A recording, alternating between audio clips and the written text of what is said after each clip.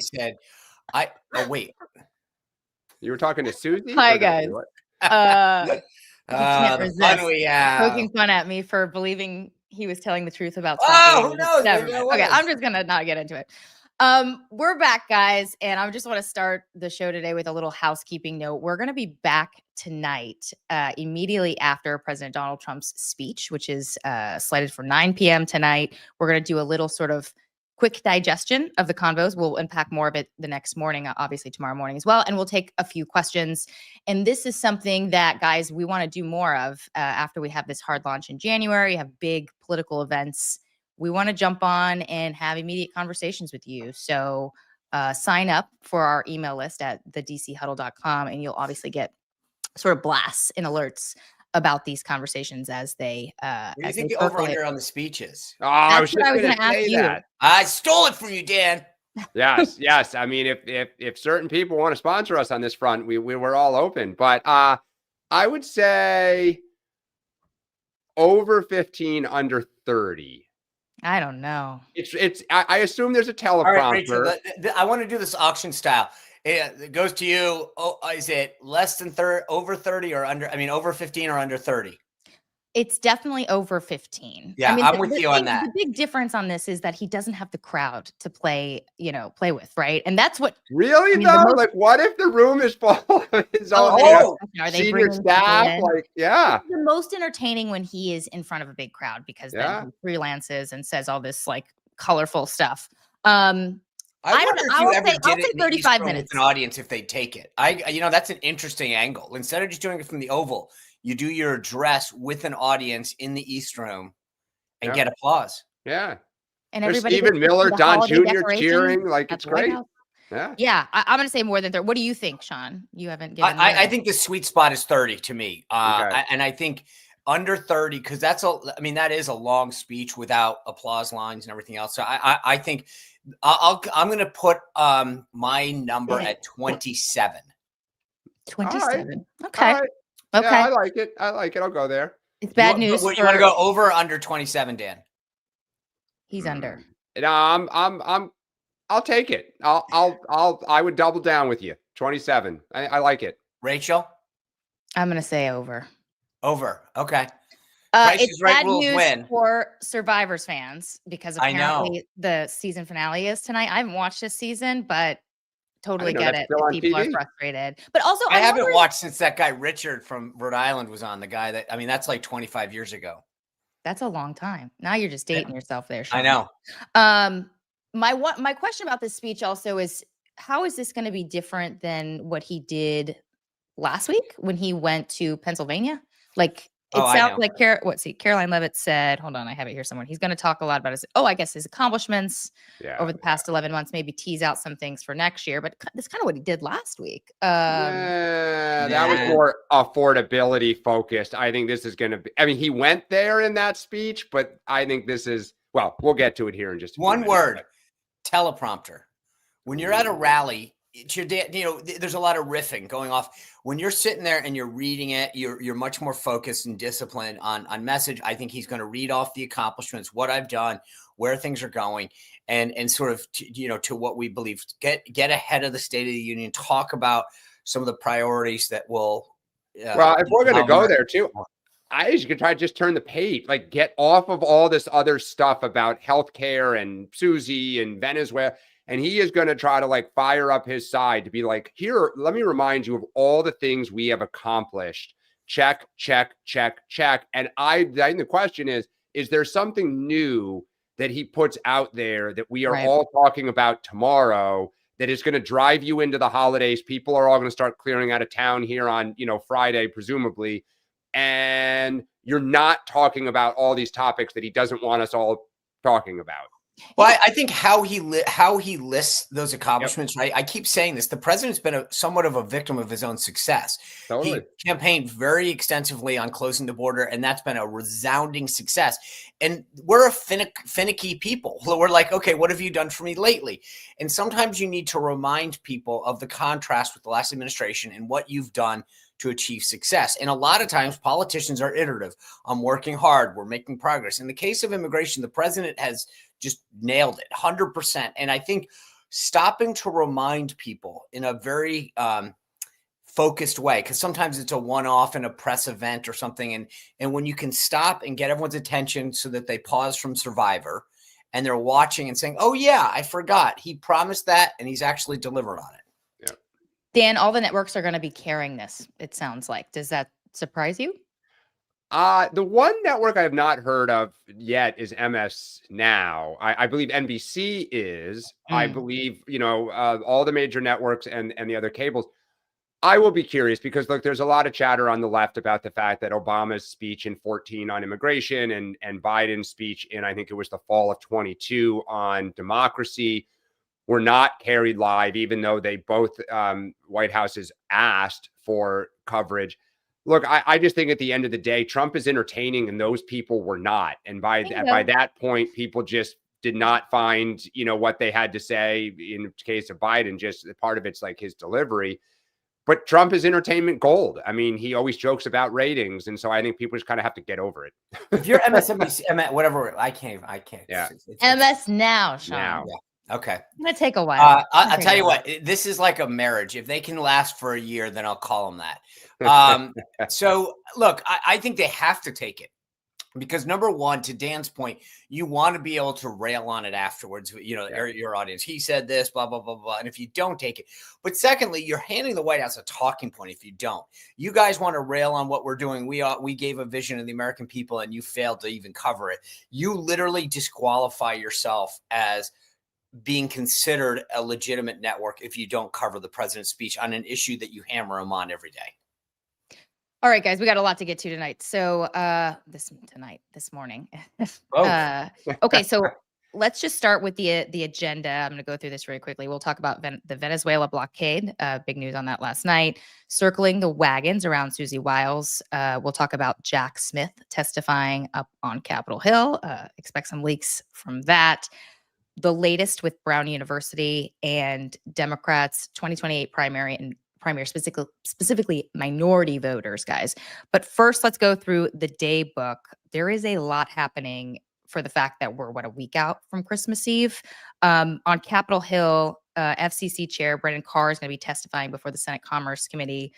Obviously noteworthy because we can expect Democrats to come after him on threatening Jimmy Kimmel for his comments post Charlie Kirk, right? I don't think just Dems. Well, actually, but there's a little bit of interesting nugget on that specifically. Yes, Chairman Ted Cruz was very critical of Carr, likened what he did with Jimmy Kimmel to what a mafia boss, if I'm not mistaken. But it sounds like Carr met with 6 Senate Republicans on this panel like last week, and they all agreed they want to move on from this story. Democrats, of course, won't let them move on that. And then there's 2 other commissioners are testifying alongside. Well, that's also one of them, a Biden appointee. It sounds like Status News founder Oliver Darcy got her testimony early, and she's going to sharply criticize the FCC's posture under Carr on First Amendment grounds. So that'll be an interesting hearing today. The House at 10:30 is going to be voting on House Republicans' healthcare package, which of course doesn't extend the ACA subsidies. There is going to be a final passage sometime this afternoon, but the sniping between moderate Republicans and the speaker continues. Can I make one point of clarification that I think is important? And again, this has sort of become a pet peeve of mine. On the ACA, there's 2 issues. There's subsidies that have always been inherent in Obamacare. Those were passed. They're part of it. And then there's COVID subsidies. And there's a distinction because the subsidies that you got if you fell 400% above the poverty line still will exist. The COVID subsidies that Democrats passed without Republicans will expire, but there are still subsidies to Obamacare. It's a misnomer to say that the subsidies will expire. Still impacts tens of millions. No. I'm not. I'm just. But it's not like they're all going away, is what you're saying. Yeah, right. They're not all going away. It's the ones that Democrats passed without anyone's help that they time to end right now on their own. Let's keep going on this. Okay. Did you want to respond? No, keep going. I mean, that's just, okay, yeah. 125, the president and Melania Trump, First Lady, are going to be participating into the dignified transfer ceremony at Dover Air Force Place for the 2 Iowa National Guards Yeah. members that were killed recently in Syria. That's obviously a tough event, although also an honor to be present for that. 2:15, Chuck Schumer, the Senate Minority Leader, and other Senate Democrats will hold a press conference. Of course, they're going to be talking healthcare. And then we have the president's speech at 9. By the way, real quick, think about the timing of that. President Trump is receiving and the repatriation of 2 service members live at Dover. They'll be carried that. And then Chuck Schumer is going to be split screen teeing off on the president. Not the best timing. Yeah, especially if they're side by side on the news. The Wall Street Journal, just last thing on the day book today, the Wall Street Journal scooped that the president is going to be interviewing Christopher Waller today, who's a dark horse candidate for, taking over the Fed. And he's going to be joining Kevin Warsh and Kevin Hassett, of course, as candidate to potentially replace Powell. Sean, I'm just curious what you think of that, because I thought there was reporting recently that Hassett had it. What's going on? Why are they interviewing more people? The biggest issue for Hassett right now is time. So there's clearly a group of folks that are not supportive of Kevin Hassett and are more in the Kevin Warsh team. And so they are going to use every day that goes by that there's not an announcement on replacing Powell to try to take him down. I from what I can gather, most of this has to do with pedigree. That they believe that the Fed chair should be of a certain background. And Kevin Hassett is an academic and sort of a trained economist, very loyal to the president, has stood by his side, has been, widely respected. But I think there's a bunch of people who some of the stuff is very petty that they're going after Hassett on, to be honest with you, in terms of what he should be doing. While admitting that his current role of NEC director is what he's fulfilling, that he's been an excellent and widespread spokesperson for the president's policies. There's clearly a sense that he is the favorite, Hassett, and so the Warsh team is coming in trying to see what they can do to damage him. I think Waller is by all accounts definitely the long shot in this. Yeah, because it sounds like he doesn't have that close relationship with the president. And I think if you ranked relationship, Hassett, top relationship, Warsh, okay relationship, Waller, zero relationship. But I think the problem is, it's been talked about kind of behind closed doors for a while, is Bessent doesn't care for Hassett. And that's the challenge. I think he's trying everything. I would not be surprised if some of these stories are being driven out of the Treasury Department. He doesn't think he's the right person for this. He has not thought he's the right person for this. I've always thought Bessent at the end of the day would himself get it. But, that's still, by the way, as we've talked about, I've talked about this on my show.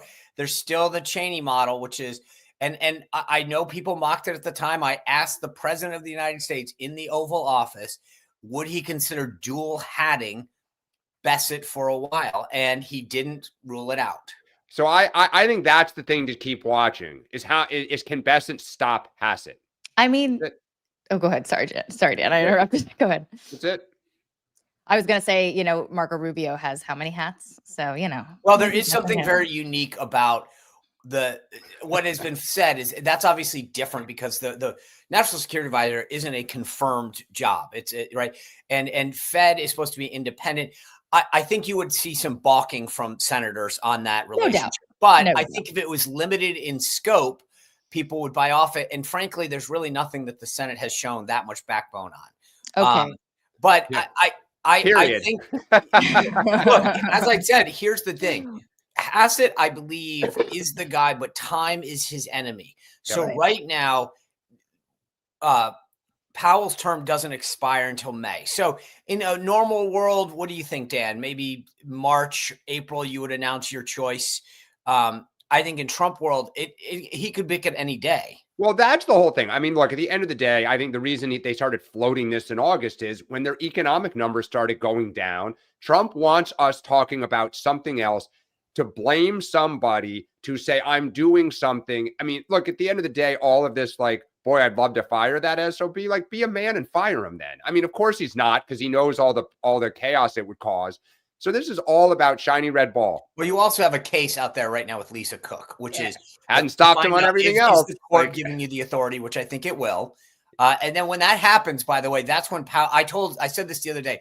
Powell coming out and critiquing the jobs numbers publicly, I think was his admission that my time is limited. All right, guys, let's move into all these topics. We got a bunch to cover here. Let's start with Venezuela. President Trump last night designated Venezuela as a foreign terrorist organization and ordered a blockade of all U.S. sanctioned oil tankers in the country. This is obviously the latest escalation of this pressure to get Nicolas Maduro to step aside. That right there, you see on the screen, that's the president's Truth Social. He said, Venezuela is completely surrounded by the largest armada ever assembled in the history of South America. It will only get bigger, and the shock to them will be like nothing they have ever seen. Very Trumpian.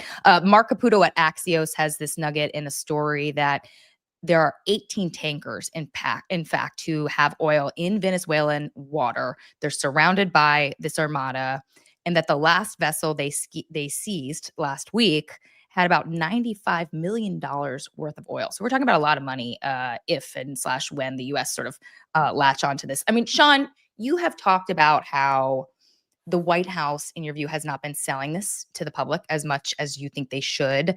Do you think that they have done a better job over the past couple of days with getting that message out on why this is necessary? Well, I had one of the guys from Signal Polling on my show last Friday that revealed that they've actually this drug message does resonate with a lot more people than I expected to. So the drug message, more than the geopolitical message, is clearly selling.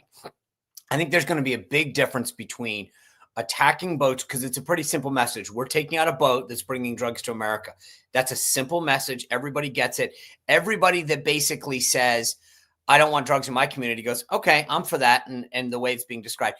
Once you start going the next step, regime change or boots on the ground, you change that dynamic, and suddenly it's like, I'm not sure I would have gone that far. So this is where we'll be interested to see if the president addresses this at all tonight in his speech. I do think this is going to be a big difference. And also, one of the things that's so unique to me about this whole thing is there are two things. Number one, this is really you think where the president spends a lot of time in South Florida, right? This is a big, big issue in South Florida for those people. So the one thing you got to remember is, who is he hearing a lot in his ear from? People who are like, this is a great idea. I don't know that the rest of the country shares the fervor that you hear in South Florida for this issue, number one. Number two, this divides a bunch of different groups. On the Republican side, you got the Masseys, the Rand Pauls, the whatever, that are saying like, hey, we don't need to get into this. And then you've got a lot of the members that Eric Schmidt, Rick Scott, who have been very outspoken on the president's authority to go take out these narco terrorists. And then you've got Democrats, I think, that are sort of interested, like, how do we frame ourselves vis-a-vis a dictator? How do we vis-a-vis narco terrorists? So the political dynamics of this, I think, are fascinating in and of themselves. Yeah, Dem, I want to talk about the Dem side of this, because a senior campaign official, top Republican MAGA-leaning campaign official, told me just a few days ago that this issue could be the thing that sort of fires up the base. I mean, like you talked at the beginning of the show, Sean, about how the president in some ways is a victim of his own success, right? The border is closed, crime is down in certain areas. He took care of and sort of did away with a bunch of DEI policies, hit back on transgender issues, et cetera. Where's the red meat? And this person was saying this can be the red meat. Good luck, Democrats, defending drug cartels. Like, that's just not going to play in the midterms, and it's going to make them look bad, and we should seize on it and lean into it. Dan, what's your sort of response to that as a Democrat? Is this a dangerous issue for them? Do they need to tread carefully? Look, the question is it one issue? So there was a great Wall Street Journal story this weekend that the real motivation here, the driver is Marco Rubio. So surprise, he's from Miami-Dade County, right? His parents fled Cuba. That this is about Cuba, because Venezuela has been providing oil and money and resources to Cuba. And in exchange, the Cubans have been providing medical and technical and security assistance to the Venezuelan government. And that as we want to make a play in South America and refocus in our own backyard, Cuba and some of these socialist dictators in the region, you take out Cuba, everything else falls in place. That is not a conversation the American people have had. That is not a conversation that I know if the American people would support. Maybe they would. But I say this because if the issue is this is a pure drug play, drugs are a problem in this country. I am stopping drugs from coming in. Yeah, it puts Democrats on a back foot because nobody's for drugs, right? I mean, no politician, I mean, they may try to argue process and you're violating laws, but that's a losing argument. Right. If this becomes for the 15th administration is going to try to talk about taking out Cuba, overthrowing the Cuban government and regime changes throughout South America, I don't think our party is going to be divided. I think the Republican Party will fracture because you're going to have the old school Reagan, carry the big stick and be the world leader, and MAGA saying, what on earth are we doing going into jungles in South America to take over these countries? So it's crazy. Generally speaking, people, when you look at science, I mean, there's all these studies that show people can consume 3 messages well. So when you look at what the White House wants to sell, or the Republican Party or MAGA, and say, okay, what are the 3 things that we want people to take away from what we're doing? The president's going to give a speech tonight, and basically, I assume, say, here's what we're doing to make your life more affordable, more economically secure, etc. Right? Okay, there's one big message. Maybe healthcare is the next. Is third Venezuela? I mean, that's what I kind of go to Dan's, to grift off Dan's point a little, which is, is this what you want your third issue to be? That people say, yes, I want to support you. I want to keep you in power because you're fighting for regime change or blocking or stunting Cuba and or China's ascent in this region. Very important. Don't get me wrong. I support that. But I also wonder, is this is this what the right takeaway now? Yeah. I think how they framed it with drugs has been very smart. That resonates with people after what they've seen, the scourge of fentanyl. I think people have realized how bad. By the way, they're not touching fentanyl, but no, I get it. But I'm just saying that when you talk to people about drugs coming into their communities, it's something that you don't need to sell them on. They get it. Right. So that message works. When you start talking about regime change, right? Someone's like, okay, well, wait, why? They're not using that phrase though. I get it. Not, the Dems will. Right. Who will? Sorry. Oh, the Dems. I think that's what people. Well, look, that's what Marco Rubio and others have said. They want Maduro gone. So you're talking about regime change. You're getting rid of the head, even if the election was rigged or whatever. It's some other country, and we're saying you need to go. Yeah. Let's talk about Susie Gate and this sort of reaction to this Susie Wiles story. We won't spend too much time on it because we talked about it yesterday, but everybody in Washington, if you don't live here, was talking about this yesterday. Group signals, group chats, asking what the heck happened. Susie Wiles obviously having this sort of reputation, being very professional, avoiding the spotlight, and never wanting to be the center of a negative news cycle for her boss. But I want to talk a little bit today with you guys about the reaction we saw and sort of what it says about her place in Trump world. I have some new reporting in my newsletter last night, The Inner Circle. Subscribe on Substack. Just how they circled the wagons at the White House. Talked to some folks there and close President Trump allies and Susie Wiles allies. And it sounds like as soon as the story broke, within just an hour or so, people that she knows in Trump world and is close with, were just showing up to the White House, people from the 2024 campaign, coming to the White House, clearing their schedules, canceling everything to just be there to help, put together this sort of pushback plan. They basically huddled in the West Wing in her office, and within a course of just a few hours got all these cabinet secretaries, even secretaries or top officials that she had criticized in this story, to go on record and defend her, whether it was Pam Bondi, whether it was Russell Vought, or JD Vance. We actually have a clip of the vice president. Let's pull that up right now. Element 2. Susie Wiles, because Susie is who she is in the president's presence. She's the same exact person when the president isn't around. I've never seen Susie Wiles say something to the president and then go and counteract him or subvert his will behind the scenes. And that's what you wanted a staffer. Because as much as I love Susie, the American people didn't elect any staffer. They elected the president of the United States. No, let's jump out of that. And I also reported last night in my newsletter that she had a one-on-one meeting with the president early in the morning. Don't have a lot of details about that, but I have heard from other people who talked to him yesterday that he said he's unfazed by this story, doesn't care about it. And in fact, he told a New York Post reporter that he's standing by her. Let's pull up element 3. We have the headline, I believe, from that story where he stood by her. Yep.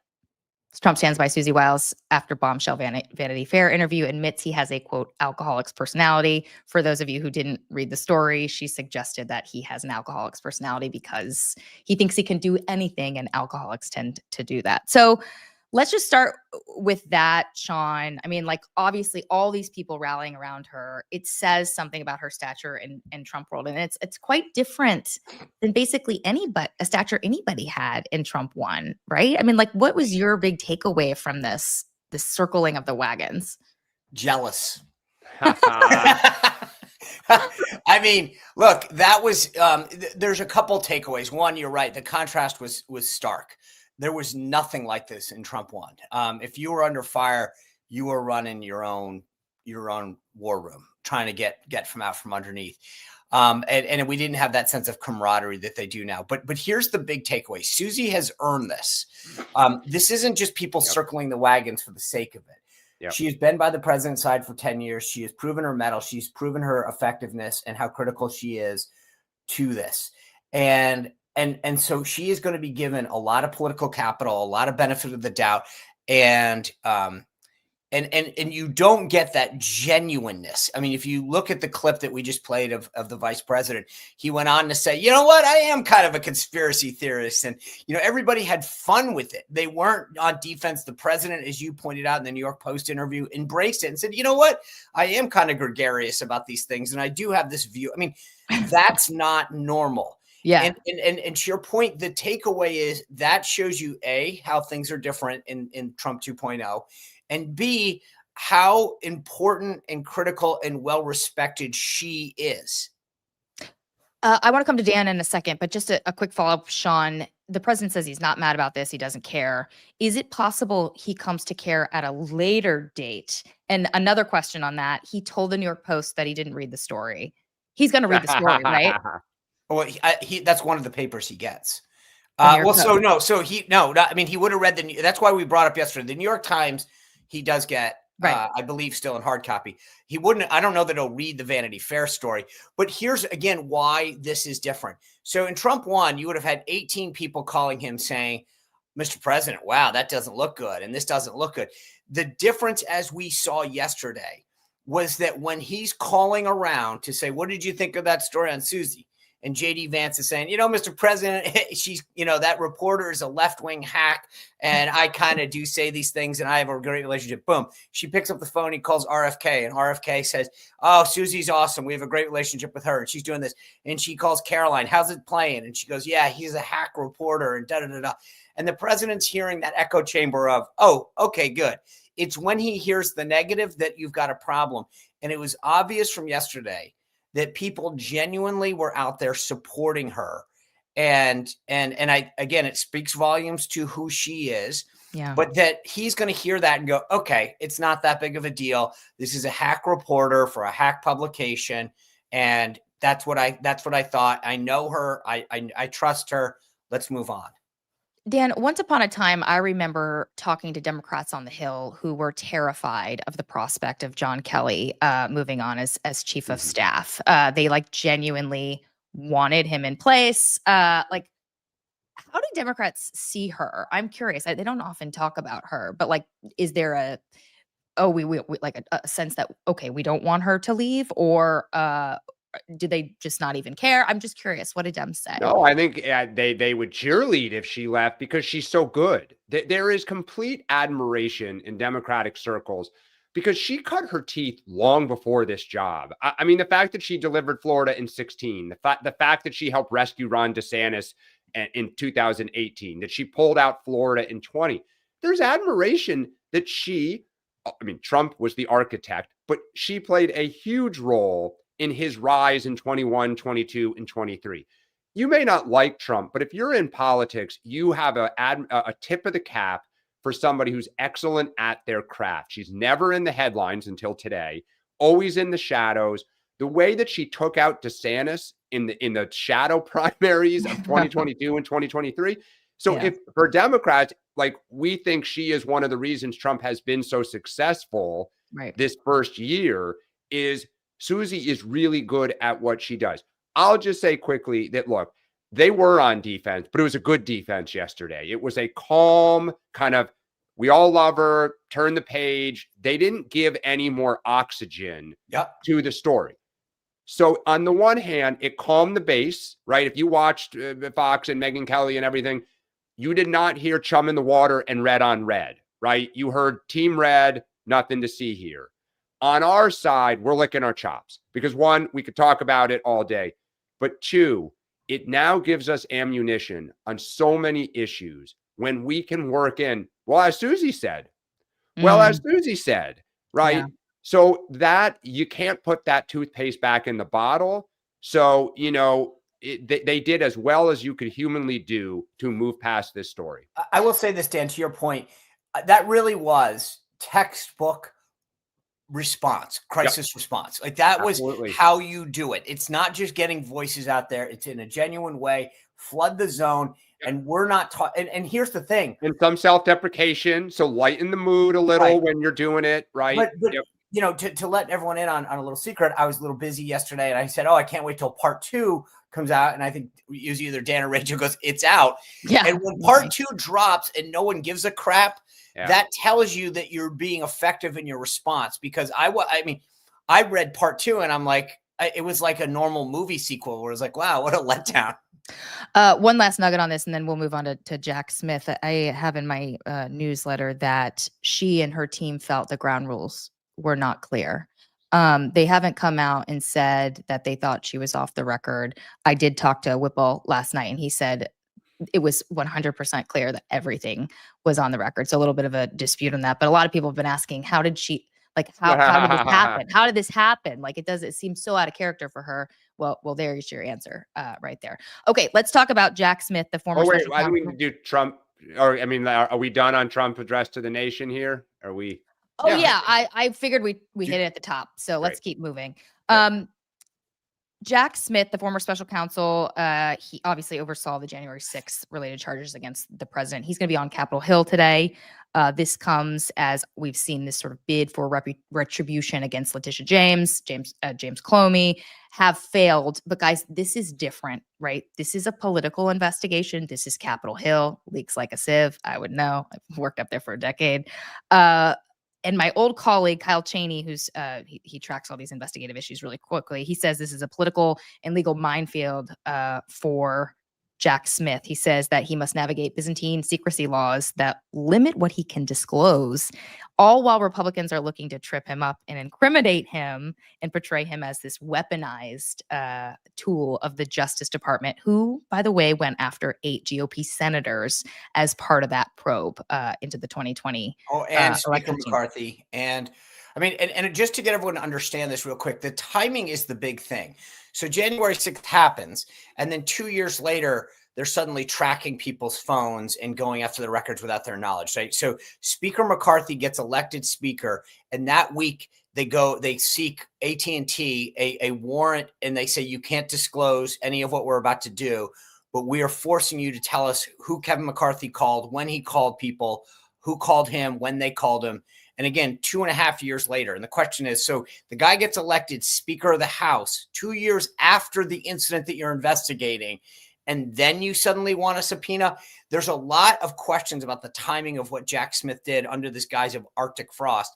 And I get your point, Rachel, because again, he's got to navigate grand jury testimony, and he's got to also navigate Justice Department rules. But he's got a lot to answer for on timing. Wow. What do you think the right is hoping to get out of this? Or like, you think they'll get like, is this like they're hoping he trips and then they can refer him to the DOJ for being dishonest, or what is it? Or is it more just closure for all these things you're talking about? So it's an interesting question, because I've asked a bunch of people, like, do we want him held accountable? Do we want to prevent it in the future? Both.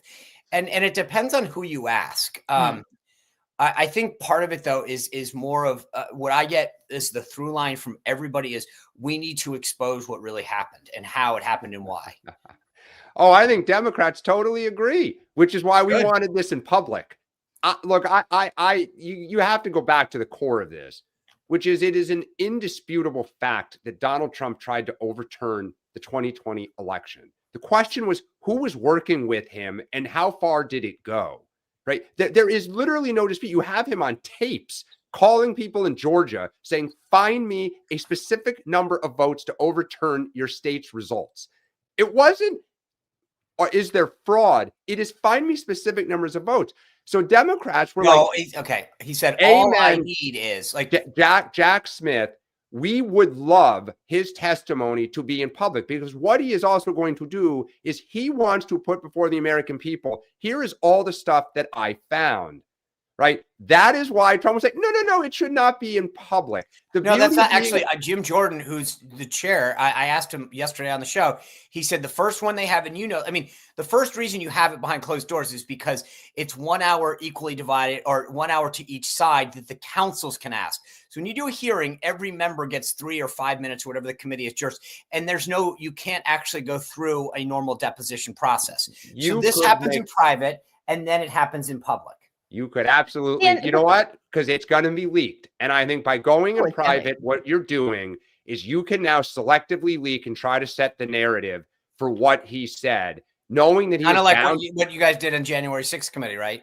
Look, I was going to say Democrats are just as guilty as that. I covered of course. This is what happens in closed-door politics. Depositions were the first month of the investigations against Trump in the first impeachment. But Dan, like, what do you make of this notion of like, tapping the phones or looking at the phone records, I guess, of why did they tap them?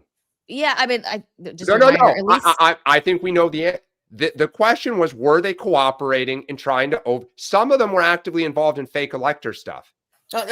And so you think it was justified is your argument? Yeah. Again, he 100% tried to overturn a free election. History will be a brutal judge of him on that. I wish funny, all the info was public.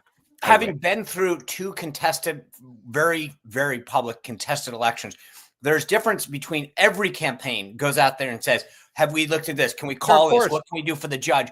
And it's like, well, when it's Trump, he tried to overturn. Again, that's a manipulation of what do you think a candidate who loses does or is down? You go, not like that, John. Hey, we need to get 14 votes out of Middlesex County. We need to find out this. What's the like? Not like for that. A party John. that has spent decades notoriously going after votes. You go back to Kennedy and what they did in Chicago to suddenly go overturn an election. Oh, man. I didn't have this on my bingo card for today, guys. Yeah, we're going to agree to disagree on this one. Wow, it's been a long time since okay, let's move on to Brown. 4 days later, it has been. I just said 4 days. And no one's been apprehended, right? And of course, 2 students died, 9 were injured. There have been 2 press conferences by Providence and Rhode Island law enforcement officials. They've been highly ridiculed. Sean, you've been tracking this closely. Our correspondent on the ground. Yes, in Rhode Island. Yep. There you go. It's a wicked what is the right fired up on here? I'm not sure I fully understand. Look, I will tell you this. It's the right is probably the most fired up. But as you point out, these press conferences are an embarrassment. The Attorney General, Peter Nerona, this is the same guy, by the way, just to put this in context for people who forgot earlier this summer. There was a woman that was outside a bar in Newport that ran around virally claiming to the Newport Police Department, I'm an AG. You can't arrest me. That's her boss who's leading these press conferences now. The same person who, when asked, would he discipline her, said, you can't find good attorneys these days, so I have to keep her. Like this is who this guy is. He can't answer basic questions about cameras. He was widely ridiculed and panned by why the cameras were where they are, how they're doing the search. It is literally embarrassing how this is playing out. 4 days after the fact, we arrested somebody, we let them go, we chased somebody, we now have video. They're explaining why the cameras weren't where they are.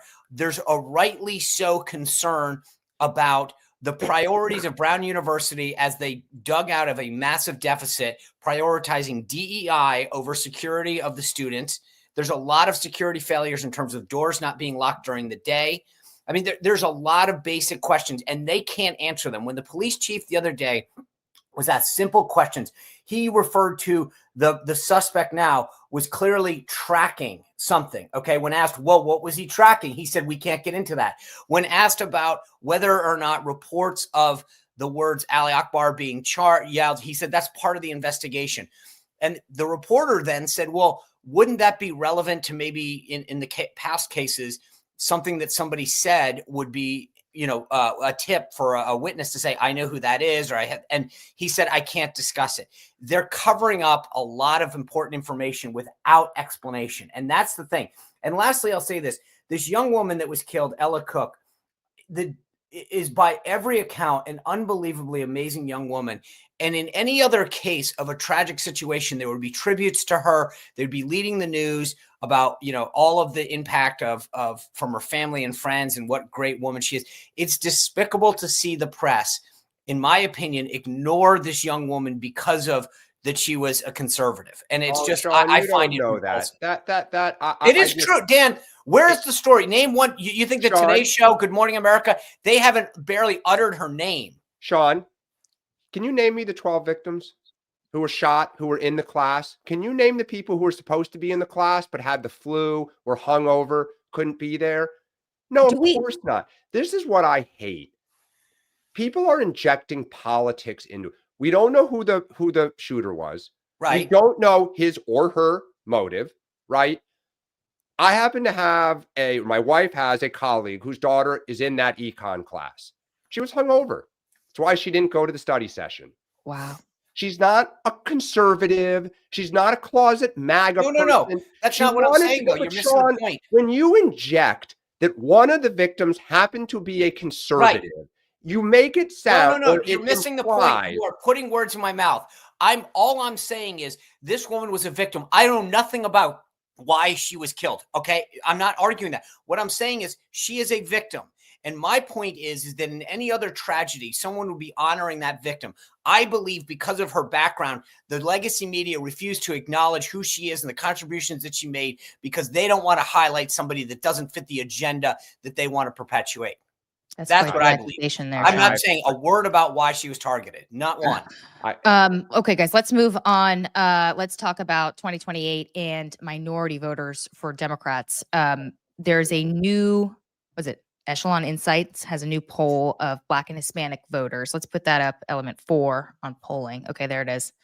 For Black Democratic voters, Harris at 43%, way above Newsom. What is that? I can't do math, but it's like what? At least it's a lot. 29. It's a lot. It's like 30 points difference. And then for Hispanic voters, not as much of obviously a benefit for Harris. Newsom at 23, Harris 17, AOC 10, more spread out with the different potential 2028ers. Dan, this is a small sample, only about 500 people were polled, but you called it an under the radar issue to watch and said it also plays to which states may go first in 2028.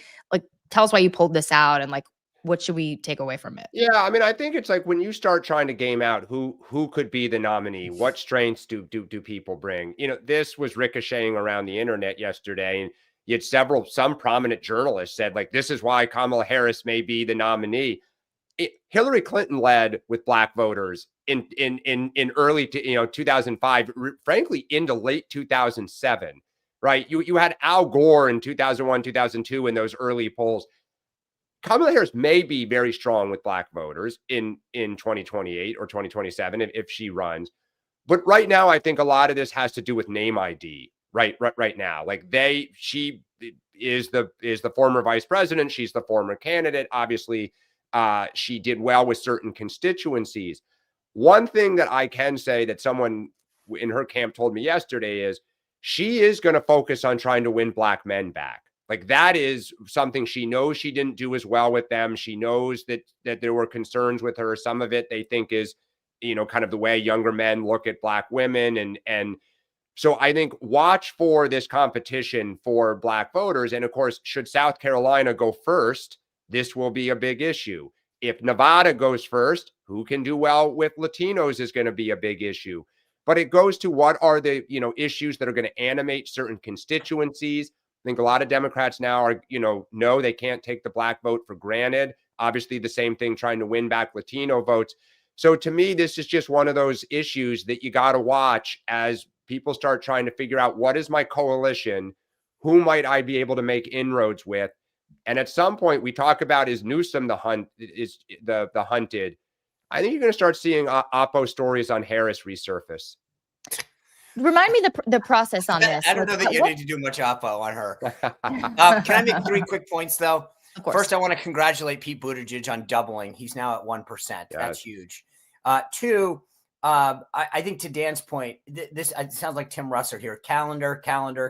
Like that's what the name of the game is. If you're a Democrat, and this is why it's so fascinating, who, if anyone, maybe outside of Newsom and Harris, actually has the swag to have any sway over the calendar, or is even paying attention to it for that matter. So that's important. And last, it always just sort of worth noting, if you look at that top thing, if we can put that back up real quick. So you'll see something on a poll like this that says N equals. That's the subset within the poll. So in this case, it was N equals 87. So out of a poll of 500 people, which would put it at, I believe, plus or minus 4.5 to begin with. So that's a big sway just already. So your total poll, you're basically saying of the 500 Democrats polled, 87 identify as being black, right? And in the case of Hispanic, 49% identify. So you're probably at that point. I don't even know a pollster would say that is statistically, so it's good to know. It's helpful, but I just also want to point out that that's not really, if you're a campaign, it's like good to know, but it's also, does that really matter? Because if you're probably picking one person from California, could be the person that's putting you up at, if Buttigieg got literally one response, he's at 1.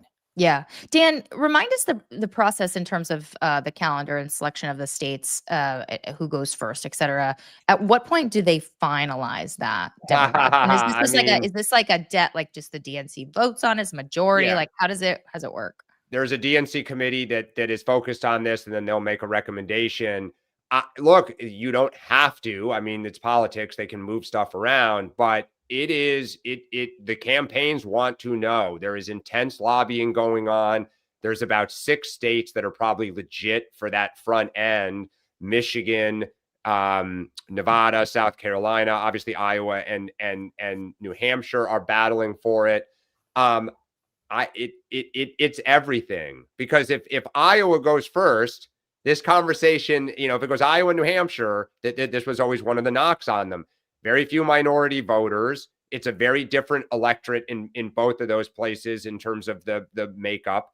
So who could do well, who could build that momentum will be a huge thing. But if it goes South Carolina, Michigan, Nevada, boy, that's a very different electorate. So, I mean, I think. Do you think the states, Dan, like, do those state who's got the biggest voice right now in shaping that calendar? Well, that's the thing is no one has the voice. Like, before with Nevada, how did they get in this? Harry Reid. I mean, Harry Reid bulldozed in. How did South Carolina get in? Jim Clyburn and the Biden people were very worried about a primary. So they were like, we're going to put you first. There is no 800-pound gorilla right now. And that's why it's a free for all. I mean, Schumer and Jeffries are leaning take it down a notch for me. Is there a 100-pound gorilla? Is it like Clyburn still maybe is that one person? Like, well, don't forget, a lot of the DNC is still the Biden-Harris holdovers. And so, and look, there's Clinton people on there. I mean, Donna Brazile, Mignon Moore are longtime institutionalists. And this is finalized when? By the summer or before the election, or well before that? I believe it will be next fall year is when. Okay, yeah. Let me confirm that. Yep. Gotcha. Okay. Let's take a few questions, guys. We got about 10 more minutes. Yeah. How is it possible Harris is polling so high? I think it's name ID. I do. I think she was the, front runner, or she was the candidate. She was the sitting vice president. And look, I will say this too. She does have people who we talked about this before, who have bought the book or showing up at these rallies. Like, she won't be at 0. I mean, anyone who thought she'd be at like 5 would be a surprise. But don't you think it also has to do with who you're asking, right? She's at 43. among blacks, right? Right. So if you had asked that writ large, I think that definitely has a lot to do with it, because the only other black in that number was Cory Booker. Right.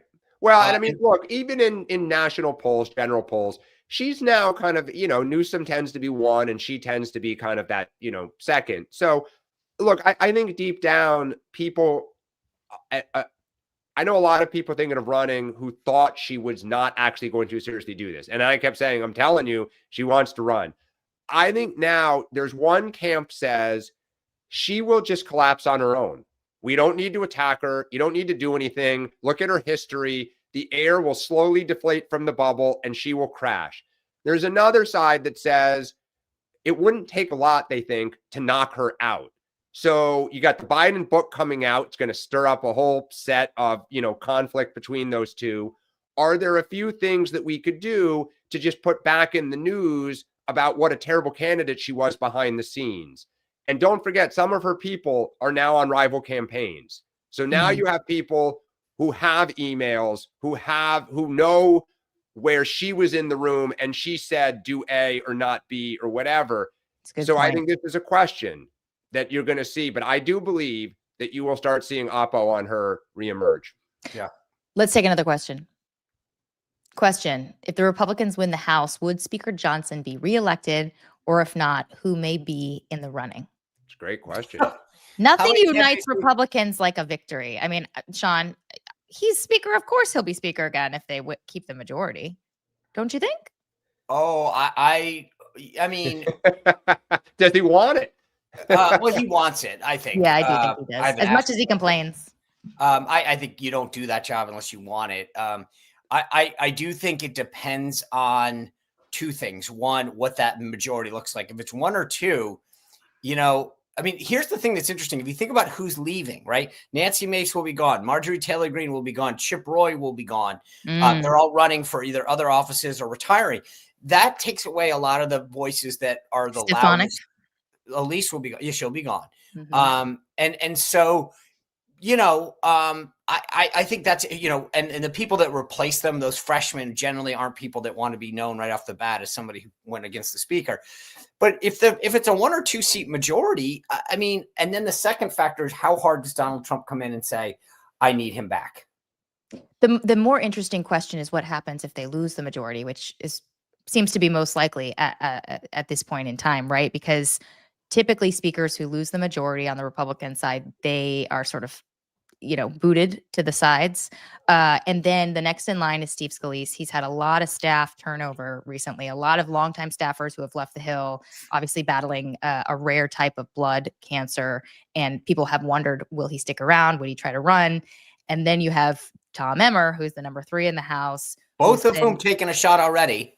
Yes. Yeah. I mean, Emmer, obviously ambitious. I think he would run for this in a heartbeat, right? Minority leader. And then you've got Jim Jordan to watch as well, who is very close with the president, sort of known as someone who could throw a punch and would be, a stellar sort of minority leader. And he's got that, again, the relationship with the president. So that'll be an interesting one to watch as well, guys.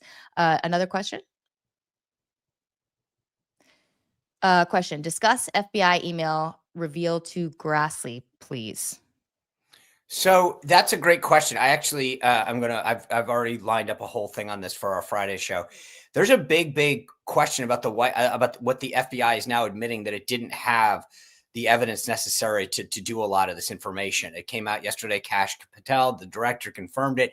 And this is specifically, again, I assume this is what you're referring to, Jerry, but this goes back to the Mar-a-Lago raid. Did they have the evidence to support the warrant to go after the president at Mar-a-Lago? And there's now an admissions, from the senior folks in the FBI, we did not. I'll be curious. I don't know much. All I do know is the National Archives asked multiple times for everything to be returned. Multiple. Oh, no, right. But that's, again, there's a difference between that and do you have the authority to go in? Yeah, and do you have probable cause? Yeah, right. Do you have probable cause? And there's also a big deal. Yeah. Look, we can go back and forth on whether or not he should or he shouldn't have, whatever. But there was communication and dialogue going on. That's a fact. And so the question is, what did the FBI tell a court because I'm sure that what they claimed was more of the national security front. And so what did they say and what was the truth? Yeah, and I've said this before. To me, this is one of those things where I really wish they hadn't done this. I mean, at the end of the day, it was such a dramatic step over papers, for the National Archives, which I get it, but it was such a show of force that of all the things, Alvin Bragg's cases I thought were ridiculous. It was only because he was running for president. And this, I just thought, it wasn't that he was running for president. They did it. It was just, they were so pissed off. They were like, watch this. And to me, that was just like, what are you doing? It's also so common for government leaders to, accidentally or, take home classified documents. It's happened to everybody. Like everybody's gotten in trouble for this. Totally. So anyway. Well, it's also, I think, again, what I thought was unique about the Trump case in particular is in the case of Biden, where it was hanging up by the Corvette, like it wasn't known. And with Trump, he was like, yeah, I have it and I'm entitled to it. Like he wasn't denying it. He was saying, I have the right as a president to take this and do, and they were negotiating what was his and what wasn't, what was appropriate. That's, in my mind, why this is uniquely different. Man, a blast from the past. This case all the way up to Jack Smith. Okay, let's take another one. Okay, Spicer, this is for you. On the issue of narcotics, does Trump risk a legacy akin to Nixon on the war on drugs with policies that are popular today but may have long-term consequences? I wonder if this is in reference to marijuana or if that's actually a good point, Dan, on the bumps. I wish, when we come back in January, maybe we'll have opportunities to, because I think there's two things. There's the Venezuela preemptively taking out boats that are bringing pretty wide support on that right now when you look at the polling, at least. But I do think that the marijuana thing, I've said this, and I agree. Like, I do not think it is helpful to declassify more drugs at a time when we're worried about mental health, when we're worried about crime. I mean, I've heard all the arguments, so I'm not here to debate them, but I will just say I'm not in favor of this. I believe a lot of folks on the right share that belief. And so the declassification of marijuana, which he confirmed and apparently will get signed tomorrow, is just not something that I think a lot of people believe is what we need right now in society. Is that news? I have not seen he's doing something tomorrow. Yeah, it's tomorrow. I think it's been out. I think it was reported, like originally it was supposed to be earlier this week. Yeah. And then they said they were thinking about it. Okay. He confirmed it in a spray that he is going to do it. And then I don't know what's public or not, but there is a belief tomorrow is supposed to be a day when there's an EO on it. Okay. Yeah. Another question. Must. Sean, you're just popular today. Who will Trump jettison? Who's the first off the island? 2026. I love this question. What's interesting is there's the way that you phrase that, Professor Kenny, is interesting because who will he jettison and versus who will jump? And the thing that's always interesting to me is the narrative.